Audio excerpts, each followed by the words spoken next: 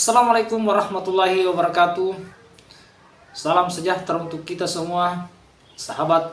Kali ini saya akan membahas mengenai Sokrates yang dihubung-hubungkan sebagai seorang nabi, dan Sokrates dianggap sebagai Luqmanul Hakim yang tersebut di dalam Al-Quran. Agar pemahaman kita semakin kaya soal Sokrates ini, maka marilah kita ikuti terus video ini. Jangan lupa like, komen, dan subscribe.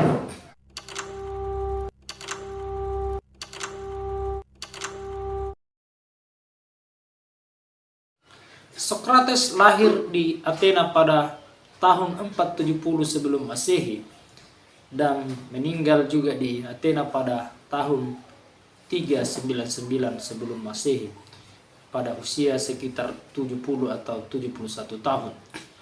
Sokrates lahir dari seorang ayah bernama Sophroniscus dan ibu yang bernama Phainarete. Ayah Sokrates adalah seorang pemahat dan ibunya adalah seorang bidan.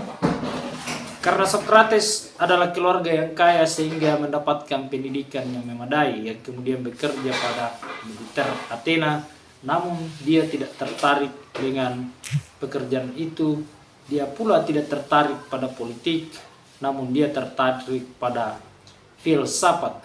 Secara asal-usul kata nabi berasal dari kata naba yang artinya tempat tertinggi, atau naba'a yang artinya mengabarkan atau memberitakan. Dan secara istilah, nabi adalah seorang laki-laki yang diutus untuk mengabarkan tentang syariat yang telah ditanamkan sebelumnya. Tujuannya adalah untuk memperbaiki kembali syariat ataupun akidah yang telah dikabarkan Tuhan sebelumnya. Nah, berbicara tentang berapa jumlah nabi, berapa rasul, siapa nabi pertama, dalam kitab Imam Ibnu Katsir, Qasas Al-Anbiya, Abu Sar pernah mendatangi nabi di masjid dan bertanya, "Berapakah jumlah nabi ya Rasulullah?" Rasulullah menjawab, "Ada 124.000. Berapakah di antara mereka sebagai rasul?" Beliau menjawab, "Ada banyak sekali, 313.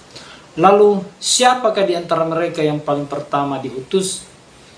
Yang pertama adalah Adam. "Apakah dia rasul yang diutus?" "Benar," jawab Rasulullah. "Dia diciptakan langsung oleh Allah dengan tangannya, lalu ditiupkan roh ciptaannya, lalu ditegatkan secara sempurna." Hadis riwayat Ibnu Hibban dalam kitab sahihnya. Nah, dalam ulasan video ini saya harus menyampaikan satu pengetahuan dasar yang diajarkan di sekolah dasar kita, bahwa ada dua perbedaan mendasar antara nabi dan rasul, yaitu nabi diberikan wahyu untuk dirinya sendiri, sedangkan rasul diberikan wahyu untuk dirinya sendiri dan untuk kaumnya. Kemudian perbedaan kedua yang mendasar adalah nabi diutus kepada kaum yang sudah beriman, sedangkan rasul diutus kepada kaum yang belum beriman. Mengapa Sokrates seringkali dihubung-hubungkan sebagai seorang nabi? Apa sih kelebihan beliau? Oke. Sokrates, kalimat-kalimatnya penuh hikmah. Di antara yang bisa saya sebutkan ketika Sokrates ditanya, "Mengapa kamu sedikit makan?" Sokrates menjawab, "Aku makan untuk hidup, bukan hidup untuk makan." Ketika Sokrates banyak diam, dia pun ditanya, "Mengapa engkau banyak diam, sementara engkau adalah orang yang cerdas?" Sokrates menjawab, "Allah Ta'ala menciptakan dua telinga, satu mulut. Itu artinya kita harus lebih banyak mendengar daripada bicara." Berbicara tentang kebahagiaan, Sokrates mengatakan bahwa kebahagiaan sebenarnya tidak terletak pada banyaknya yang kita peroleh, tetapi terletak pada bagaimana memanfaatkan yang sedikit. Kalimat-kalimat ini adalah kalimat yang sangat penuh hikmah. Kemudian Sokrates punya akhlak yang sangat baik. Hidupnya sederhana, dan yang terpenting adalah bahwa dia rela mati demi kebenaran. Walaupun saat dia dijatuhi hukuman mati oleh pengadilan Athena, sebenarnya dia masih diberi pilihan dihukum mati di Athena atau keluar dari Athena. Selain itu, Sokrates punya sumbangsi besar terhadap kehidupan umat manusia. Perlu kita tahu bahwa Sokrateslah yang mengubah sistem filsafat itu dari kosmosentrisme, di mana sebelum Sokrates para filsuf itu hanya berpikir tentang alam, siapa yang menciptakan alam, dan seterusnya.